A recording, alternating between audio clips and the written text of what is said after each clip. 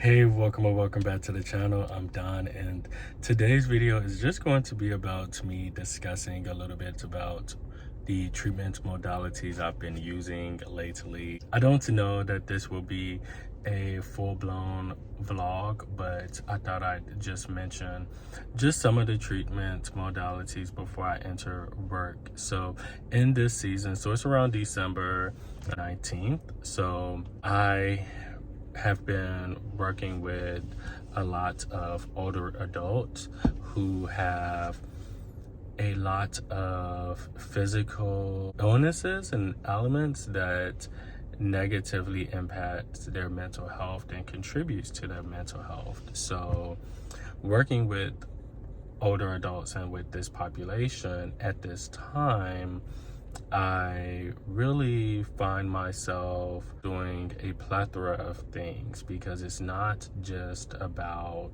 helping them cope with their mental illness. It's not just about helping them cope with their physical illnesses. So a lot of my patients have conditions like COPD, heart failure, cancer, but they also have things like diabetes, and they have, this is just like a general synopsis of like what older adults tend to have.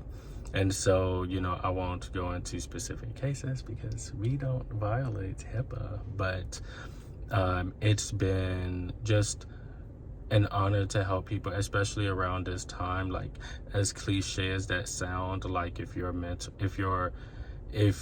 this field and you follow a lot of these pages, it can sound like everybody's talking the same thing, which they are, but you have to remember you're following those pages.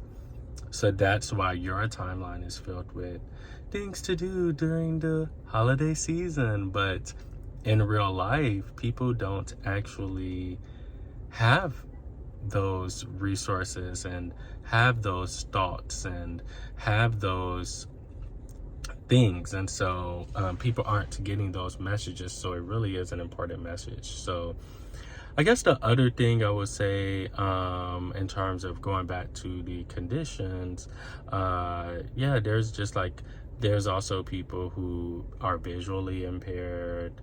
And I'll do a separate video on working with individuals who have a physical disability. But yeah, visually impaired, hard of hearing, difficulty speaking, speech difficulties. There are folks 100% reliant on a wheelchair. Some are bedbound. So there's a lot of grief and bereavement surrounding that. So I find myself providing a lot of grief counseling, not just for death, although that is huge, but it's also regarding mourning their former life, mourning things that they used to be able to do, mourning their independence.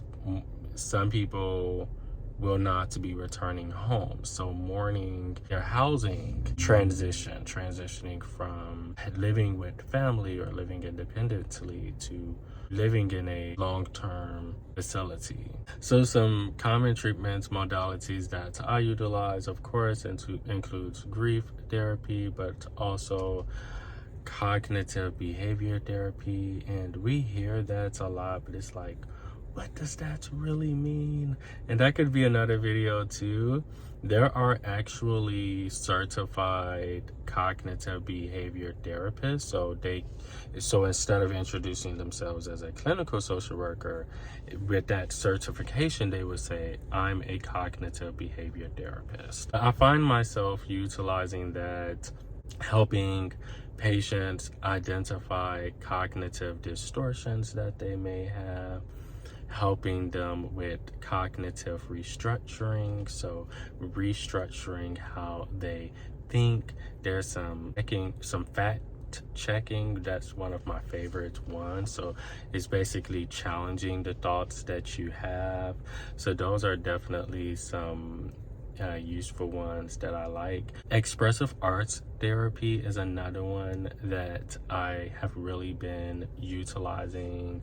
I had a really touching moment with a patient that involved them decorating a Christmas tree, which really was thinking outside of the box, and that was just like a really proud moment for me, because I'm not the most artistic person, but I guess like that was maybe, I'm creative with my role as a father, and so it's nice to kind of bring that side of me into the therapy session. So yeah, so I just wanted to touch base with you all and just share that. And they really loved that, of like feeling the texture and being able to feel part of a community, like they were giving something back to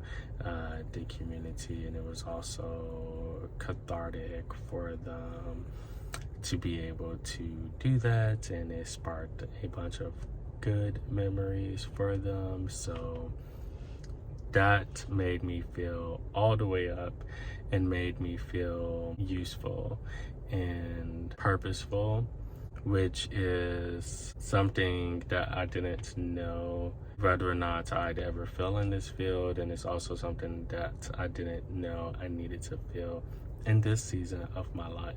I hope you all enjoyed this little clip. I'm just closing out here because there's a good chance I probably won't pick up the camera again, but I just wanted to give you all something. Happy holiday season, whether you're acknowledging Kwanzaa, Christmas, Hanukkah, the new year, end of the year reflections. I am sending you love and light, and I hope 2023 is everything you need it to be and more. Thanks so much for watching, and until I see you next time, be you, be great.